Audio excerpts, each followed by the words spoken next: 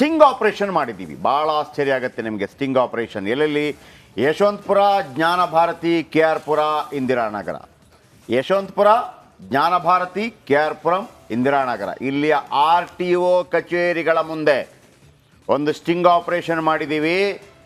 ನಿಮ್ಮ ಹತ್ರ driving licence ಇದೆಯಾ? ಇದೆ. ಕಾರ್ ಡ್ರೈವಿಂಗ್ ಲೈಸೆನ್ಸ್ ಇದೆಯಾ? ಇಲ್ಲ, ಟೂ ವೀಲರ್. 4 ವೀಲರ್ ಬೇಕಾ?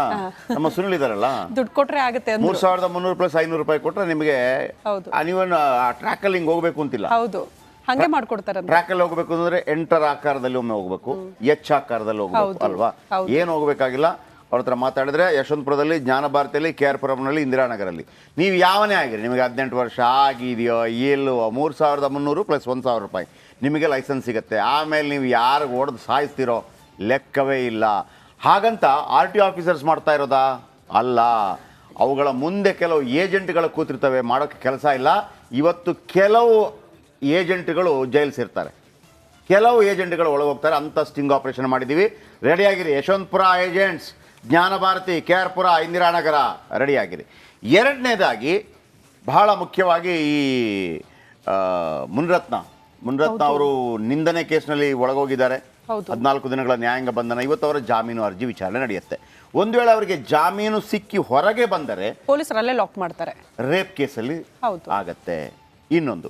ಇನ್ನೊಂದು ಅವರ ಒಂದು ಕಾಲದ ಆಪ್ತಗಳೇ ST ಸೋಮಶೇಖರ್ ಅವರ ಮೇಲೆ ನನಗೂ ಕೂಡ ಆತ ಕಿರುಕುಳ ಕೊಟ್ಟಿದ್ದಾನೆ ಅಂತೇಳಿ ಆರೋಪ ಮಾಡಿದ್ದಾರೆ.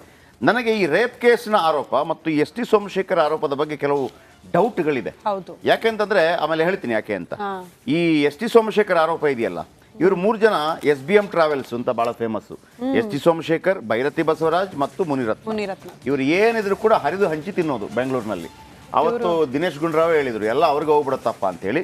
ಸೊ ST ಸೋಮಶೇಖರ್ ಹೆಂಗೆ ಅವ್ರ ಮೇಲೆ ಆರೋಪ ಮಾಡಿದ್ರು, ಇದು ರಾಜಕೀಯ ಪ್ರೇರಿತನ ಗೊತ್ತಿಲ್ಲ. ಇದರ ಬಗ್ಗೆ ಮಾತಾಡ್ತೀನಿ. ಈ ನಡುವೆ 6 ಜನ ಕಾಯ್ತಾ ಇದ್ದಾರೆ ಕೋರ್ಟ್ ಏನು ಹೇಳುತ್ತೆ ಅಂತೇಳಿ. ಪವಿತ್ರ ಗೌಡ, ಆಮೇಲೆ HD ರೇವಣ್ಣ ರದ್ದುಪಡಿಸಬೇಕು ಅಂತ ಹೇಳಿ, ಪ್ರಜ್ವಲ್ ರೇವಣ್ಣ ಜಾಮೀನು ಅರ್ಜಿ, ಆಮೇಲೆ ನಿರೀಕ್ಷಣಾ ಜಾಮೀನು, ಮುನಿರತ್ನ ಅವ್ರಿಗೆ ಏನಾಗುತ್ತೆ ಅಂತ ಹೇಳಿ, BSY ಪೋಕ್ಸೋ ರದ್ದಿನ ಬಗ್ಗೆ ಎಲ್ಲರೂ ಕೂಡ ಕಾಯ್ತಾ ಇದ್ದಾರೆ.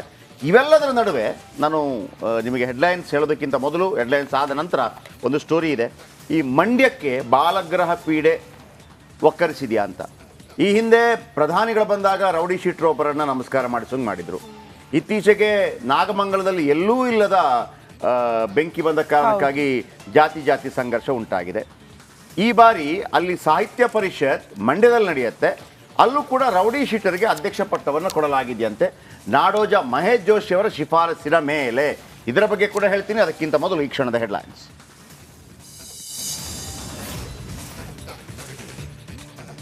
RTO ಕಚೇರಿಯಲ್ಲಿ ಸಾವಿಗೂ ಡೀಲ್. ಕಾಸು ಕೊಟ್ರೆ ಕಾರು ಓಡಿಸಲು ಬಾರದಿದ್ರು ಸಿಗುತ್ತೆ DL.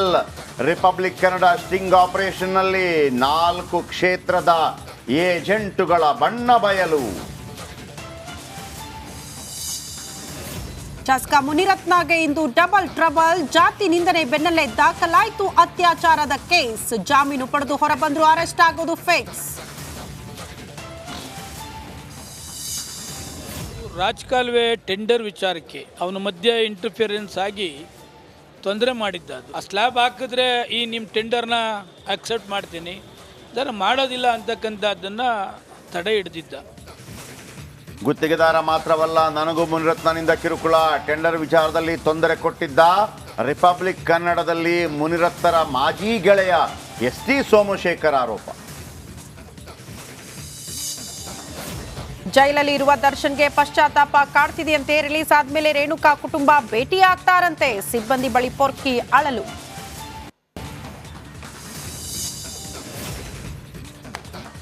ಕಲ್ಲಿದ್ದಲು ಸಪ್ಲೈ ಮಾಡ್ತಿದ್ದ ಕಂಪನಿಗೆ ವಂಚನೆ, ಕೋಟ್ಯಾಂತರ ರೂಪಾಯಿ ಮೋಸ ಮಾಡಿರುವ ಅರೆಸ್ಟ್. ಬಳ್ಳಾರಿ ಪೊಲೀಸರಿಂದ ಭರ್ಜರಿ ಕಾರ್ಯಾಚರಣೆ.